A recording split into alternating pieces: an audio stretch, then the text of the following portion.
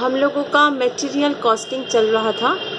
तो material costing का जो लास्ट मेथड ऑफ इशू है, हम लोग जानते हैं कि 4 मेथड्स ऑफ इशू है। नंबर 1 था FIFO, LIFO, second method, third था simple average method and number 4 है वेटेड एवरेज मेथड। जो हम लोग का बाकी है वही हम आज करने जा रहे हैं हम लोग। तो हम लोग शुरू कर रहे हैं weighted average method of pricing. तो ये है वेटेड एवरेज मेथड বা আমরা যাকে বাংলায় বলছি ভারযুক্ত গড় পদ্ধতি। This method is very easy, calculation process is very easy. जैसे हम लोग लिफो फीफो सिंपल एवरेज में देखे थे कि बहुत सारा कैलकुलेशन है, लेकिन यहाँ पे कैलकुलेशन इज़ बहुत इजी। अंडर दिस मेथड हम लोग क्या करते हैं, इशू से पहले जो बैलेंस रहते हैं उस बैलेंस का जो टोटल वैल्यू है उसको हम लोग डिवाइड करते हैं टोटल क्वांटिटी से। उसमें जो रेट निकालता है वही रेट है नेक्स्ट इशू का रेट। और यहाँ पे इशू ज़्यादा होते हैं इन दिस मेथड। ये मेथड हम लोग एप्लीकेबल कहाँ पे करते हैं, जहाँ पे इशू ज़्यादा होते हैं, परचेस कम होते हैं। इसमें क्या होता है, जब तक तुम्हारा परचेस नहीं होगा तब तक और कैलकुलेशन करने का ज़रूरत नहीं है। एक बार परचेस हो गया, उसका इशू रेट हम लोग निकाल लिए हैं, उसी रेट से इशू होते जाएंगे जब तक ना नया मटेरियल आएगा। तो ये मेथड इज़ बहुत इजी। देखो क्या है, under this method the issue price is calculated by dividing excuse me the value of material in stores by the number of units in the store। এই পদ্ধতিতে মজুদাগারে রক্ষিত সম্ভারের মোট মূল্যকে मोट परिमाण दिए भाग करे बिलिर मूल्य निर्धारण करा है। देखो यहाँ पे हम कैलकुलेशन मेथड कैसा होता है वो दिखा दिए। इशू रेट मतलब जिस रेट पे हम लोग इशू करेंगे उसका वैल्यू कैसे निकालना है। देखो total cost of material held in store, मतलब स्टोर में जितना वैल्यू ऑफ मटेरियल है, जितना मटेरियल है, इसका जो टोटल वैल्यू है उसको हम लोग डिवाइड करेंगे total quantity of material held in store. ठीक है, ये है कैसे हम लोग इसका रेट निकालेंगे, उसका फॉर्मूला। तो एक सिंपल एग्जांपल से हम लोग समझ लेते हैं इसको कैसे करेंगे। चलो एक सम्स लिए हैं example. On 1st January 600 kg of materials at the rate of ₹10 purchased. तो फर्स्ट परचेस्ड है ऑन 1st जनवरी, कितना क्वांटिटी 600 kg, रेट कितना है 10 rupees. On 5th January, there is another purchase 300 kg of materials at the rate of ₹15. On 10th January, 500 kg of material issued। तो 2 purchase है, उसके बाद एक इशू है। Determine the issue price and the value of closing stock. ये है question. तो हम लोग इसका आंसर देख लेते हैं कैसे करेंगे। देखो फर्स्ट परचेज था on 1st January 600 kg at the rate of ₹10, तो इसका वैल्यू कितना हो गया 6000। सेकेंड परचेज है on 5th January 300 kg of material at the rate of ₹15, तो इसका वैल्यू कितना है 300 इंटू 15 दैट इज 4500।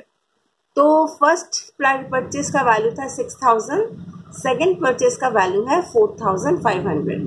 तो यहाँ पे देखो तो value of material in stores on 5th जनवरी मतलब after second purchase that will be, यहाँ पे दिखा दिया है 600 इंटू 10 प्लस 300 इंटू 15, जैसे हम लोग कैलकुलेट किए थे 6000 प्लस 4500 दैट विल बी 10500। और क्वांटिटी ऑफ मटेरियल कितना है, देखो फर्स्ट जो मटेरियल परचेस हुआ था उसमें क्वांटिटी था 600 kg एंड सेकेंड था 300 kg, so there is total 900 kg in stores. तो इशू रेट ऑन 10 जनवरी हम लोग देख रहे हैं कि 10 जनवरी को 500 kg इशू हो रहा है। तो इशू रेट ऑन 10 जनवरी कितना होगा, देखो value of material in stores था 10,500 और quantity of material in stores था 900।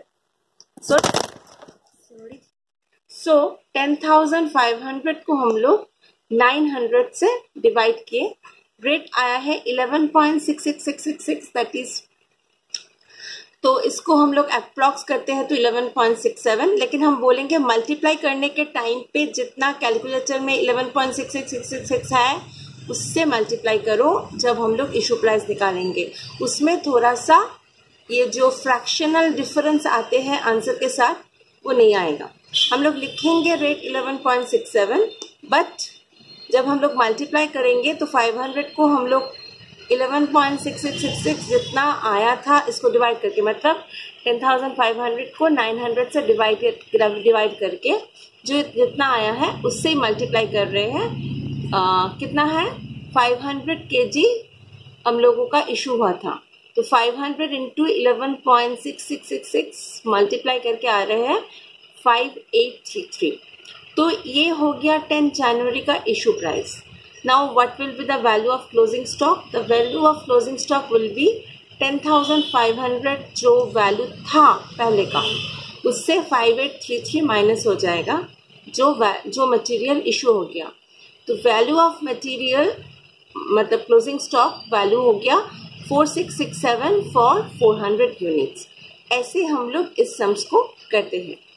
तो ये था एक एग्जाम्पल। तो अभी हम लोग हर जो मेथड है उसमें जो पढ़े थे एप्लीकेबिलिटी, एडवांटेजेस एंड डिसएडवांटेजेस, तो इस मेथड का भी एप्लीकेबिलिटी है।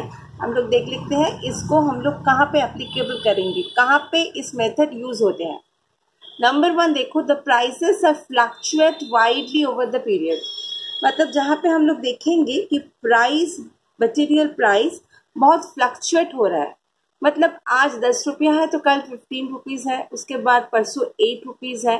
तो यहाँ पे हम लोग देख रहे हैं मटेरियल एक बार इंक्रीज हो रहा है, प्राइस ऑफ मटेरियल एक बार इंक्रीज हो रहा है, एक बार डिक्रीज हो रहा है, और वो बहुत ज़्यादा इंक्रीज, मतलब 10 से 15, अगेन 15 से 8, बहुत बड़ा चेंज हो रहा है। In this case we will use this weighted average method. ठीक है, ये था फर्स्ट एप्लीकेबिलिटी। सेकेंड है where the number of issues are maximum, जहाँ पे इशू ज्यादा होगा। And number 3 the number of purchase are few. तुम लोग ये 2 और 3 नंबर पॉइंट को एक साथ भी लिख सकते हो, where the number of purchases are few and the number of issues are maximum. ठीक है, तो number of issues are maximum मतलब ज्यादा इशू हो रहा है लेकिन परचेज कम हो रहा है।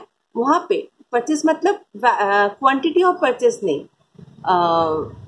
कितने बार हम लोग परचेज कर रहे हैं। ठीक है, नंबर्स ऑफ परचेज और नंबर ऑफ इश्यूज आर, यहाँ पे हम लोग देख रहे हैं number of issues are maximum and number of purchases are few.